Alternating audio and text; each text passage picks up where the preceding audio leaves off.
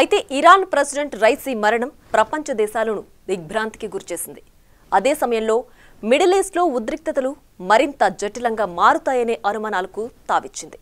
వీటన్నిటి మధ్య ప్రపంచ దేశాల అధినేతలు రైసీ మరణానికి సంతాపం తెలిపినప్పటికీ ఆ దేశంతో అంతర్జాతీయ సంబంధాలు ఎలా ఉండబోతున్నాయనే అంశంలో సందేహాలున్నాయి. ఇక ఇరాన్ అధ్యక్షుడిగా రాబోయే నాయకుడు ఎవరా అనే ఆసక్తి కూడా పెరిగింది.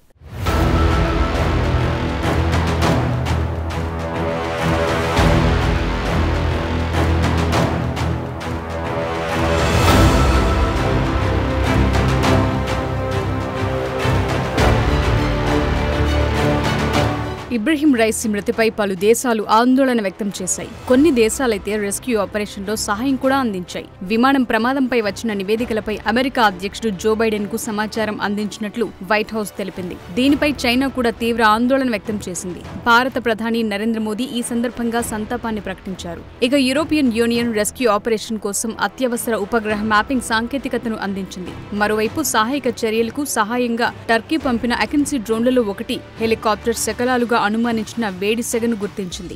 దాని ద్వారా రెస్క్యూ దళాలను తవిల్ అని పిలిచే ప్రాంతానికి పంపినట్లు ఇరాన్ మీడియా నివేదించింది. టర్కీతో పాటు రష్యా కూడా ప్రత్యేక విమానాలను 50 ప్రొఫెషనల్ పర్వత రక్షకులను క్రాష్ సైటుకు పంపడానికి సిద్ధమైంది. ఆర్మేనియా నుండి 2 ప్రత్యేక రష్యన్ హెలికాప్టర్లు సైటుకు పంపారు. ఇలా ఇరాన్ మిత్ర దేశాలతో పాటు శత్రు దేశాలు కూడా ఈ ఘటనపై స్పందించాయి. అయితే ఇకపై ఇరాన్ భవిష్యత్ ఏంటన్నది అంతర్జాతీయ నిపుణుల్లో తీవ్ర చర్చకు కారణమైంది.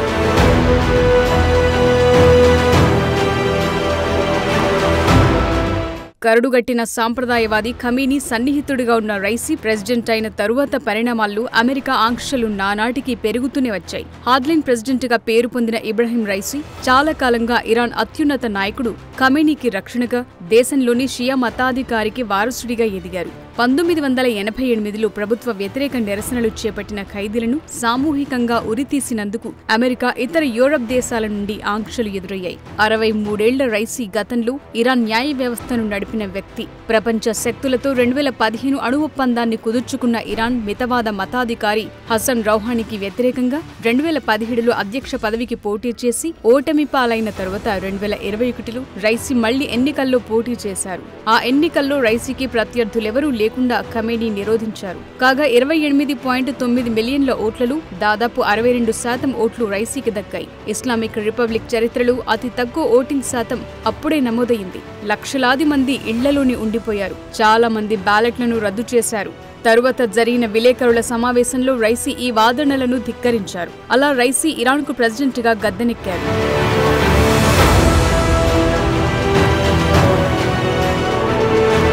ఇక ఇరాన్ ఇరాక్ యుద్ధం ముగింపు కూడా వివాదాలని మిగిల్చింది. అప్పటి ఇరాన్ సుప్రీం లీడర్ అయతుల్లా రుహెల్లా ఖమీనీ ఐక్యరాజ్య సమితి మధ్యవర్తిత్వంతో కాల్పుల విరమణను అంగీకరించారు. ఆ తరువాత భారీ ఆయుధాలతో ఇరాన్ ప్రతిపక్ష సమూహం ముజాహిదీన్ ఏకల్కి సభ్యులు ఇరాక్ నుండి ఇరాన్ సరిహద్దు మీదుగా సద్దాం హుసేన్ చేత ఆకస్మిక దాడి చేయించారు. అయితే ఇరాన్ వారి దాడిని మట్టుబెట్టింది. ఆ సమయంలోనే ట్రయల్స్ ప్రారంభమయ్యాయి. 1990 ఆమ్నెస్టీ ఇంటర్నేషనల్ నివేదిక ప్రకారం ముజాహిదీన్ అని అన్న ఎవరినైనా నిర్దాక్షిణ్యంగా చంపేశారు.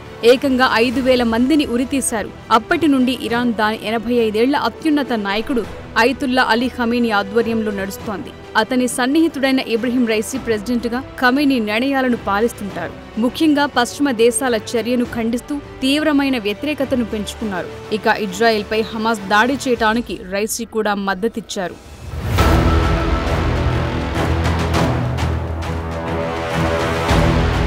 దేశీయ రాజకీయాల్లో కూడా రైసీ కఠినమైన వైఖరి స్పష్టంగా కనిపించింది. తాను ఎన్నికైన 1 సంవత్సరం తరువాత మధ్యస్థాయి మత గురువు మహిళల దుస్తులు, ప్రవర్తనను నియంత్రించి ఇరాన్ హిజాబ్ పవిత్రత చట్టాన్ని కఠినంగా అమలు చేయాలని ఆదేశించారు. కొన్ని వారాల వ్యవధిలో ఆ చట్టాన్ని ఉల్లంఘించినందుకు మోరల్ పోలీసులచే అరెస్టు చేయబడిన యువ కుర్దిష్ ఇరానియన్ మహిళ మహసా అమీనీ కస్టడీలో మరణించింది.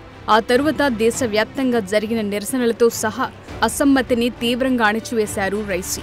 నెలల తరబడి జరిగిన ఈ అణచివేతలో 500 మందికి పైగా మరణించారు. 22,000 మందికి పైగా నిర్బంధించబడ్డారు.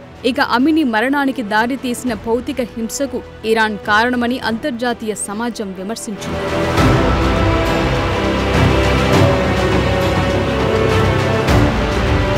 ఇక ఈ ఏడాది ఏప్రిల్లో సిరియాలోని డమాస్కస్లోని ఇరాన్ రాయబార కార్యాలయం సమూహం దగ్గర ఇజ్రాయెల్లో చేసిన దాడిలో ఇరాన్ జనరల్ చనిపోగా ఇజ్రాయెల్ దాడికి ప్రతిస్పందనగా ఆ దేశంపై 300 డ్రోన్లు క్షిపణులను కాల్చారు రైసీ.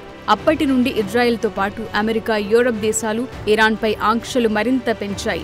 ఇరాన్తో ఏ దేశం వ్యాపారం చేసినా ఆ దేశంపై కూడా ఆంక్షలను ఎదుర్కోవాల్సి వస్తుందని ఇటీవల అమెరికా కీలక ప్రకటన చేసింది. భారత్, ఇరాన్ మధ్య జరిగిన చాబహార్ పోర్ట్ ఒప్పందం సందర్భంగా అమెరికా ఈ సంచలన వ్యాఖ్యలు చేసింది.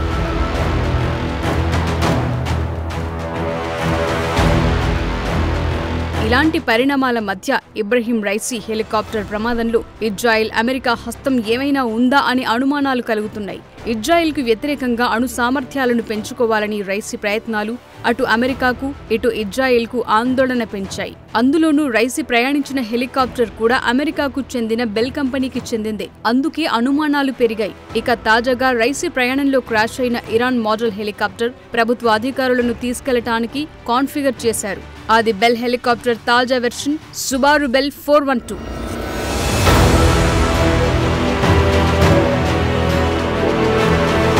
ఇక బెల్ను ఎగరేసే సైనికేతర సంస్థల్లో అమెరికా మిత్రదేశమైన జపాన్ కోస్ట్ గార్డ్ కూడా ఉంది. అలాగే యునైటెడ్ స్టేట్స్లోని చట్ట సంస్థలు, అగ్నిమాపక విభాగాలు, థాయిలాండ్ నేషనల్ పోలీస్, అనేక ఇతర సంస్థలు దీని ఆపరేటింగ్ చూస్తారు. అయితే ఫ్లెట్ గ్లోబల్ 2024 ప్రపంచ వైమానిక దళ డైరెక్టరీ ప్రకారం ఇరాన్ ప్రభుత్వం ఈ హెలికాప్టర్ కు సంబంధించి ఎన్ని కార్యకలాపాలు నిర్వహిస్తుందో స్పష్టమైన సమాచారం లేదు. అయితే ఇరాన్ వైమానిక దళం, నౌకాదళంలో ఇలాంటి హెలికాప్టర్లు మొత్తం 10 ఉన్నాయి. ఇక అమెరికా కంపెనీ చేస్తున్న ఈ హెలికాప్టర్ల ప్రమాదంలో వైఎస్ రాజశేఖర్ రెడ్డి వంటి ప్రాంతీయ నేతలతో పాటు ప్రపంచ వ్యాప్తంగా చాలా మంది అగ్రనాయకులు ప్రాణాలు కోల్పోయారు.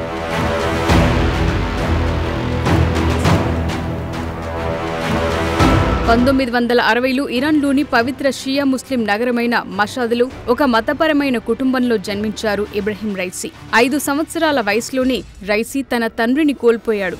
అయినప్పటికీ మత గురువుగా మారటానికి తన తండ్రి అడుగుజాడల్లోనే నడిచాడు. పవిత్ర నగరమైన కోమ్లోని మతపరమైన సెమినరీలో యువ విద్యార్థిగా చేరాడు. 1979 విప్లవంలో పాశ్చాత్య మద్దతుగల షాకు వ్యతిరేకంగా నిరసనలలో పాల్గొన్నాడు. తర్వాత కోమ్లోని మత పెద్దలతో రైసీ పరిచయాలు అతన్ని మత న్యాయ వ్యవస్థలో విశ్వసనీయ వ్యక్తిగా మార్చాయి. అప్పటి నుండే రైసీ అమెరికా వంటి పాశ్చాత్య దేశాలకు వ్యతిరేకంగా మారారు.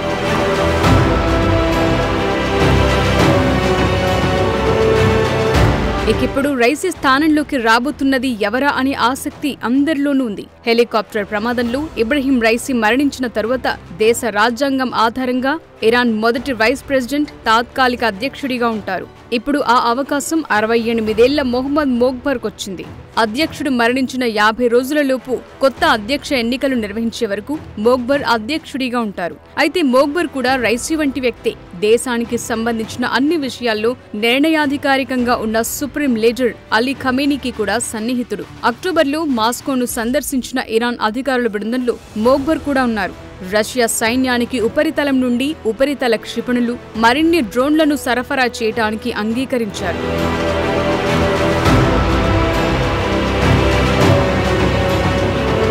అంతేకాదు 2010లో యూరోప్ యూనియన్ టార్గెట్లో మోగ్బర్ ఎప్పటి నుండో ఉన్నారు. అణు బ్యాలిస్టిక్ క్షిపణి కార్యకలాపాల్లో ప్రమేయం ఉన్నట్టు ఆరోపిస్తూ మంజూరు చేస్తున్న వ్యక్తులు, సంస్థల జాబితాలో మోగ్బర్ ఉన్నారు. అయితే 2012లో జాబితా నుండి మోగ్బర్ పేరు తొలగించారు. 2013లో యుఎస్ ట్రెజరీ డిపార్ట్మెంట్ సెటార్డ్ అది పర్యవేక్షించిన 37 కంపెనీలను మంజూరైన సంస్థల జాబితాలో చేర్చింది. సెటార్డ్ అనేది ఇమామ్ ఆర్డర్ అమలు చేసే ప్రధాన కార్యాలయానికి పూర్తి పేరు. ఇస్లామిక్ రిపబ్లిక్ వ్యవస్థాపకుడు, ఖమేనీ పూర్వీకుడు ఆయతుల్లా రుహెల్లా ఖమేనీ జారీ చేసిన ఆదేశం ప్రకారం ఇది ఏర్పాటు చేయబడింది. అలాంటి సంస్థలో కీలక నాయకుడిగా ఉన్న మోగ్బర్ను అమెరికా శత్రువుగానే పరిగణిస్తుందనటంలో సందేహం లేదు. అలాగే ఇజ్రాయెల్పై పగ తీర్చుకోవడానికి రైసీలాగానే మోగ్బర్ వ్యవహరిస్తాడనటంలో కూడా అనుమానం లేదు. ఈ పరిస్థితుల మధ్య రైసీ తదనంతరం కూడా మిడిల్ ఈస్టులో ఉద్రిక్తతలు తగ్గే వాతావరణం కనిపించడం లేదు.